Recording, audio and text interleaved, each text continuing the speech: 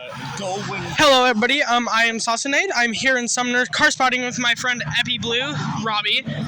He's also doing a YouTube video. Hey, 370Z. Is that 370 or 350? And then there was the 370 or 350? Which one will it be?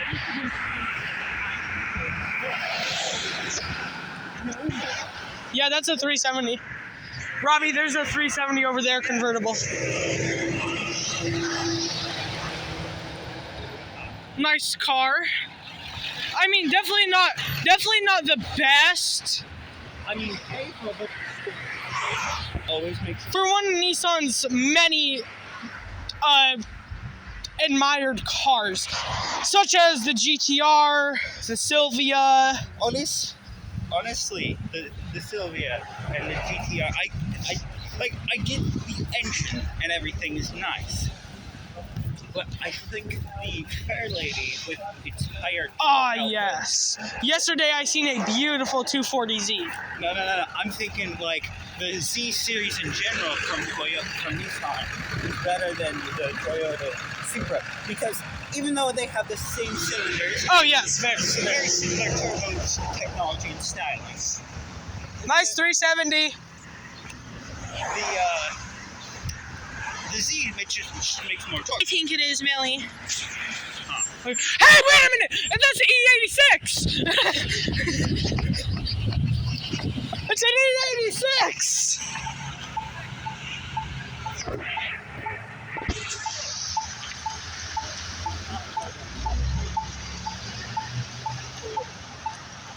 One famous for initial D.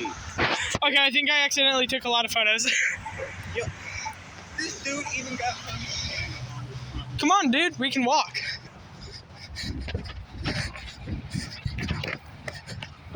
Nice cars!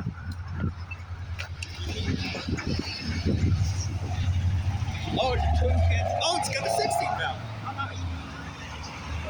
Bro just had that off the top of his head.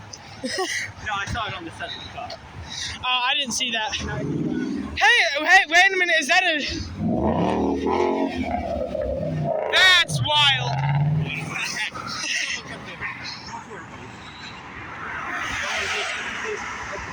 Hey, that's a... Is that a Challenger? I mean, definitely. It is. Yep, it is. Hey, it's an SRT. It's not the Hellcat, but it is still the SRT. And why don't you guys look at that beautiful view? Hey, wait a minute, what's that over there?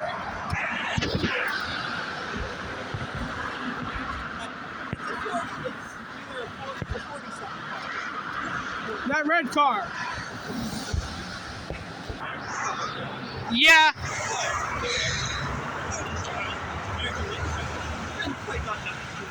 Except for the Hudson Motor Company, which released the There it goes. during the 1950s, because they had a 500 cubic inch inline six Is that a with Porsche coming up? twin. You want me to show you where a really nice Porsche is around this town? Sure. Can I finish talking? Yes. And that was Another Lancer. Should we go check it out? no, that'd be invasive to somebody's car. CR1 was the Callaway B2K twin turbo package, as well as the aero body styling. They only need 10. That is a Lotus 405 horsepower power plant with twin turbos from Callaway, who usually does diesels. And their founder, Mr. Callaway himself, still is in the tuning business and still teaches people in diesel tuning. And he actually recommends that you don't roll cold because it's actually more efficient and insulate your engine. The reason rolling coal looks the way it does is because diesel engines, they pretty much just squeeze their fuel until it explodes, which is why they don't have spark plugs and why they're more efficient. But say you run them too richly, you actually start seeing unburned fuel come out of the tailpipe. You know what I really hate? I hate when people like to say, "Oh, okay, I understand. Yes, the Winkle rotary engine isn't all that reliable, but the only reason it is because they probably don't take the RPMs to Redline. to redline Well, enough. it was never reliable to begin with. It wasn't that reliable. But the thing is, if you take an FD or even an FC, Most of them are LS swapped at this point. yeah. But if you do find one with a Winkle rotary engine, Winkle rotary engine. yes. If you take care of it and you take it to redline enough, you ain't supposed to really baby the engine as much as people would like to. It wants to be beat like a work wheel, essentially. Yes, it actually does. But it still wants to have that care and nurturing that you'd like to give it. So, speaking of the FD RX-7, it had and the FC in the whole RX. Yeah, all of RX-7s. They had all of them with a turbo had a weird system in it that essentially opened vacuum tubes because the Winkle rotary engine didn't actually produce enough. I always forget how tall that truck is. Holy! There.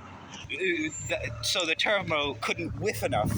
If you're following me with the bottom gear logic here, the exhaust couldn't. The turbo couldn't whiff enough exhaust fumes to really work at all. And so Mustang. Okay, look. And an R2 Charger. Everybody's coming out today. Everybody's with a decent car coming out. I think we can cross. Wait. Hold on. Let's wait for this. Yeah. So, that's why I had the sequential turbo system, because the Winkle didn't actually produce enough torque, and that's kind of a problem. You can add more rotors, but that just makes the engine bigger. Yeah. That's why it didn't really catch on. And also, people would like to take it to the next level, and yes, they would end up adding more rotors, but then it got to the point where they couldn't actually fit any more in there. But usually... So then they started chaining them together, like motorcycle engines. Yes, and then... Hence why we get a Winkle rotary V8. And then they...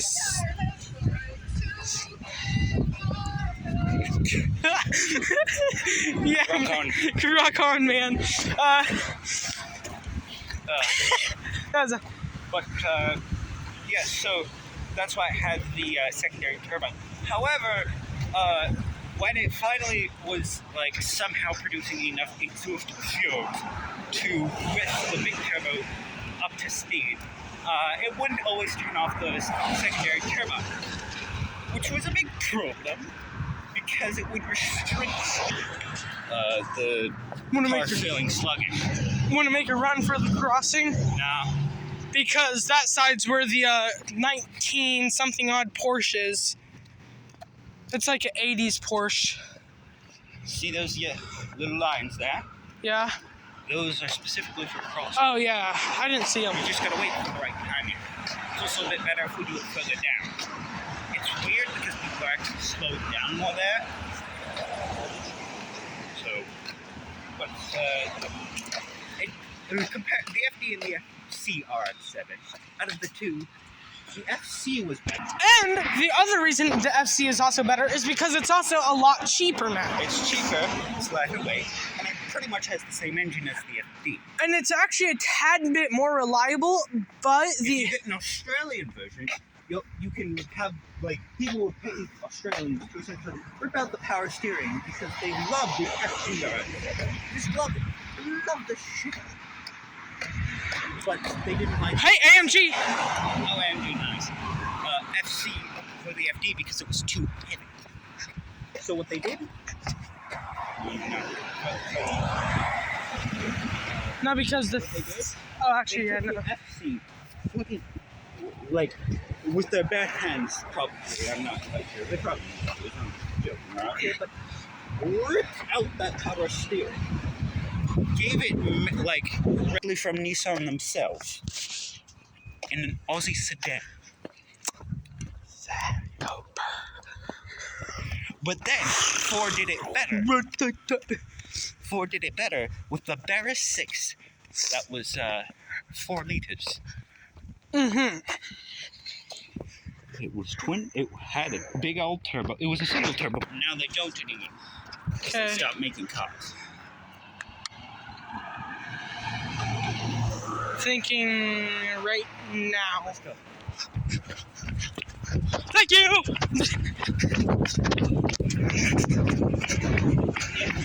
Oh! Is that a 350Z I see?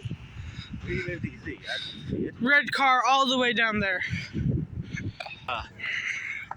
Hold on. It had a Ford V8 and double wishbone independent rear Ooh, suspension. Audi RS. That would. Oh no, that's a Hyundai. Never mind. It kind of had the. Grill. Yeah, the grill of an Audi RS. The sweet Audi RS. Have you ever been in one of those things? No, I cannot say I have. Oh, they're actually like. It's not that they're so luxury. Hold on. No, that's an Audi Q5. Oh, actually, no. That's actually the first Hyundai I actually kind of like. Look at that thing. It looks like a bit of a copy on the Civic Type R. Yes, it actually kind of does. The nice 350Z. Now, here's what I kind of like about the 350Z. You know, it actually is really cheap and it's actually really easy modifiable. Now, no, it does not have the horsepower or even really the looks of a 370Z, but you can make it look better and you could make it sound better. You see, there's so many things you could do with our 350Z. Like, I just like it so much. And I mean, call me a Nissan fanboy, whatever. I don't care. But I really like the car. And yeah.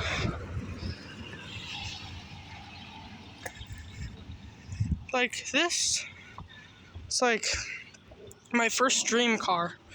Ooh, the rim's bad. Bad rims. Bad rims. He loves that thing because he drives it to death. Yeah. But yeah, there's something I like about the 350Z. It's like, it's so cheap, you could beat it up, you could do anything you want with it. Yeah. Like, really. And I'm kind of sad that they're getting rid of my favorite muscle car. The Camaro. Yeah, no. You want to know who my favorite Transformer was? Fucking Bumblebee, man. Yeah, let's be honest, everybody's favorite was Bumblebee. You know, I just fell in love. All right. Oh wait, what's this? Oh wait, no. Okay, I thought it was some.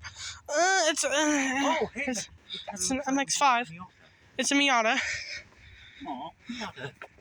Newer Miata though. It doesn't have the the little perky smile on it. Oh, it kind of does. It looks like they tried to keep it, but they couldn't. It's only gains 30 or so pounds, I believe. Yep. Every year. Oh. You know how hard that is. Look at that. A Mitsubishi Eclipse. That's an Eclipse. I own the 2000. Although all Mitsubishis nowadays are just kind of bad. Mitsubishi really messed up when they decided to quit working with General Motorsports. But you know what else they messed up on? They made the Eclipse an SUV. Now it's an SUV. Well, it's actually cheaper to make SUVs because America tried to, they tried to create a law for more fuel-efficient cars, like the K cars, because they wanted smaller cars. However, they didn't. They put a clause in there that said for small utility vehicles, because companies needed them, like vans and stuff. But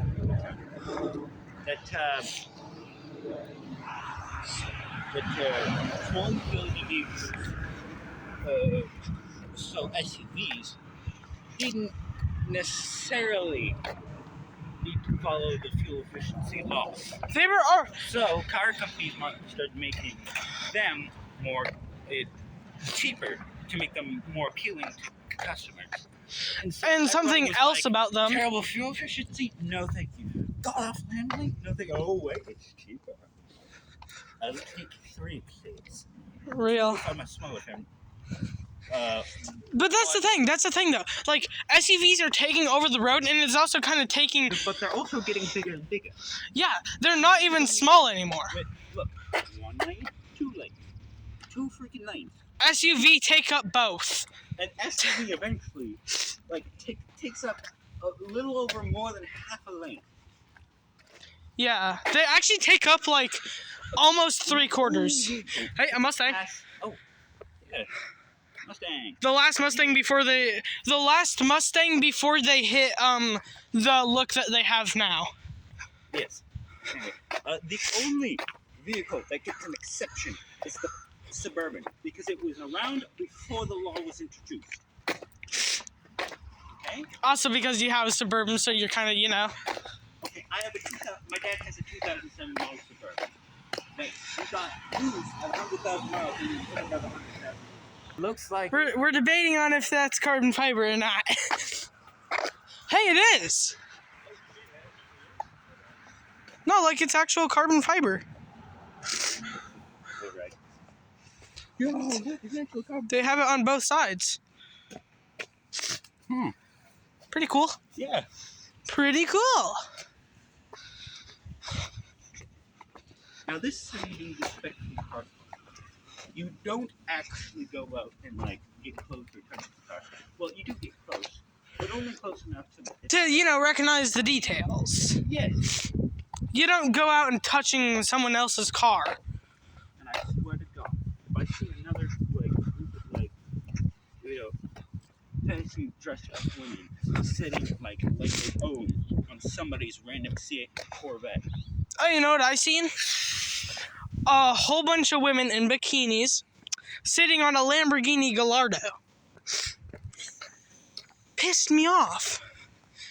And they weren't with the dude who had it? No, the dude came up on them and was like, "What the fuck are you doing on my car?" And they said, "Oh, we were just taking a photo for our photo shoot." He's like, "What do you mean your fucking photo shoot? Get off my car with your fucking OnlyFans, you fucking bitch."